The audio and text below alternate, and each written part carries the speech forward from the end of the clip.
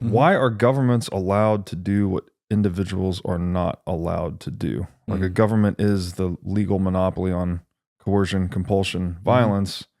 Individuals are not allowed to coerce, compulse, or act violently toward one another. Why do we allow governments to do this? And then how do we come to a moral justification even for governments being able to do this? Yeah, I mean, the short answer is they don't have that, right? But the way it's justified is typically through, social contract theory and so on. But this is what we call political authority. Governments are, for some reason, allowed to do things that you and I can't do. So, in England, for example, right now, you can get arrested for, saying something online that the government doesn't like.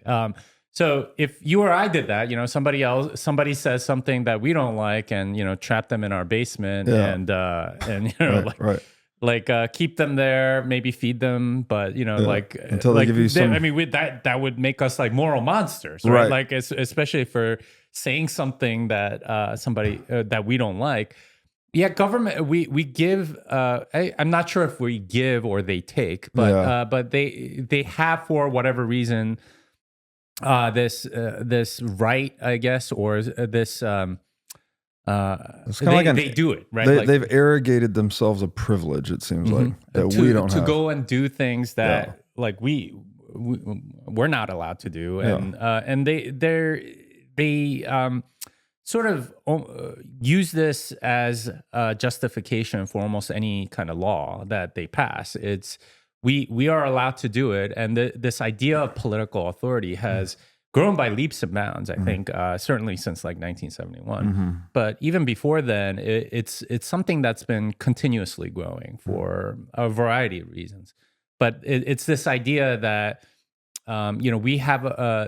we as government have a right to go do things that more and more violate individuals' rights based on our sense of what justice is. So it could be about misgendering somebody, right? Or stuff that maybe even 10 years ago was not considered anything close to violating someone's rights, but is now, right? That sort of arbitrariness, that this power that they have is completely strange, and that's what the book explores, and that's and I think it makes a really good argument that political authority is honestly illegitimate from a natural law perspective. The only way I think you can arrive at political authority being legitimate is if you sort of go down a more Nietzschean path, and they have the power, therefore that's might makes right. It's that's just sort of like the de facto reality, and you kind of have to accept it rather than anything based on actual moral reasoning or philosophy. Yeah, I'm reminded of Rothbard's quote. He says, "To be moral, an act must be free." And so the very introduction of coercion, or the threat of coercion, and if he's correct, automatically makes it an immoral activity, right? The fact that you have to coerce someone to do it. Maybe there's some edge cases, but I struggle to identify them, actually. There are edge cases, and he does sort of point them out in the book. So, for example, if somebody is going around them murdering, right?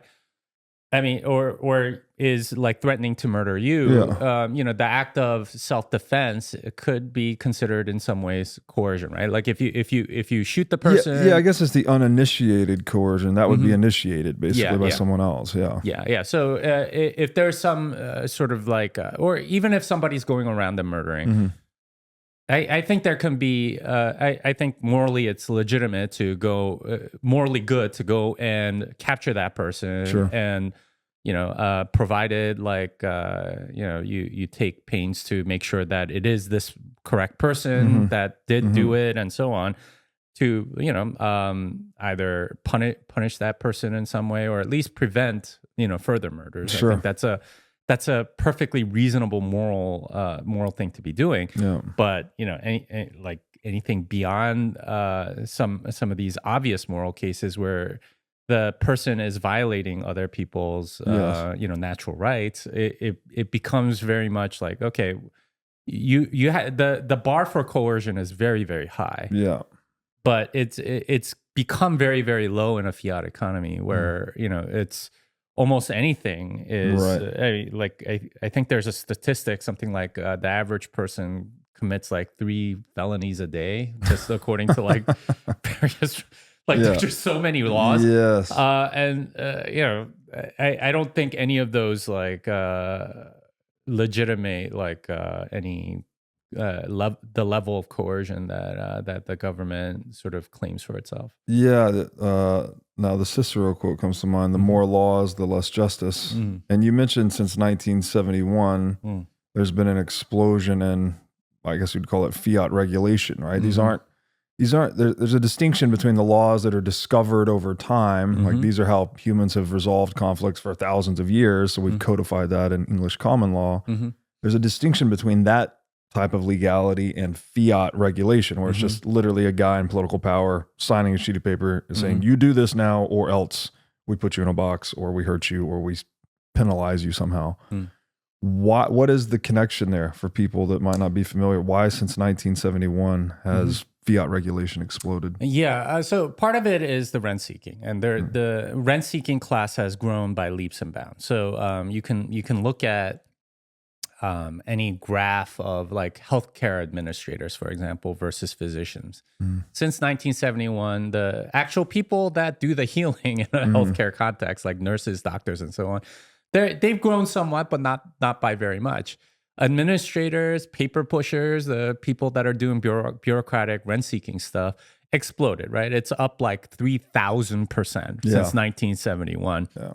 And it's not just healthcare. You can go look at education, like number of professors and people that actually teach or do research versus the administrators, the paper pushers.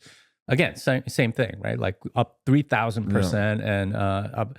And that's just true of almost every industry because of the presence of fiat money. If you can sort of like collect rents on transactions that you really don't have that much to do with, you're going to bloat the bureaucracies. Yeah, and bureaucrats, if they have to sort of justify their job, and generally they're going to create more regulation and sort of assign responsibilities to themselves so they can collect more rents. And that's generally what's happened in all of these places where, they'll identify some problem and say, okay, we're going to put ourselves as in charge of this problem in some way by putting in this regulation or permission or something like that. And those never really go away because, first of all, it's never going to be solved because this bureaucracy already exists, and they're not incentivized to solve the problem because they're in charge of solving that problem. So if it gets solved, then they go away. Homelessness in like San Francisco, for example. I mean, the city funds something like 30 or 40 different organizations to quote unquote solve homelessness. And it's growing like leaps. But it keeps growing, right? Like so the regulations and things like that are meant to give these bureaucrats more power, more jobs, and grow this cancerous bureaucracy. And there's no real stop to that because, at least on the monetary side, there's always sort of money printing ultimately that funds these activities. So the regulations, the sort of political authority gets abused more and more as these bureaucracies grow because they have to sort of justify their job and do whatever helps them grow, I guess. Yeah. It's so crazy because you can almost just like invert whatever the agency, their mission is, right? Is to eliminate homelessness. Well, what are they actually doing? Increasing homelessness. Thanks for watching. If you enjoyed this episode, click here to find more just like it, and here to find our most recent episode. Also, make sure to like this video to help shine light on the corruption of money, and be sure to subscribe to this channel to stay connected.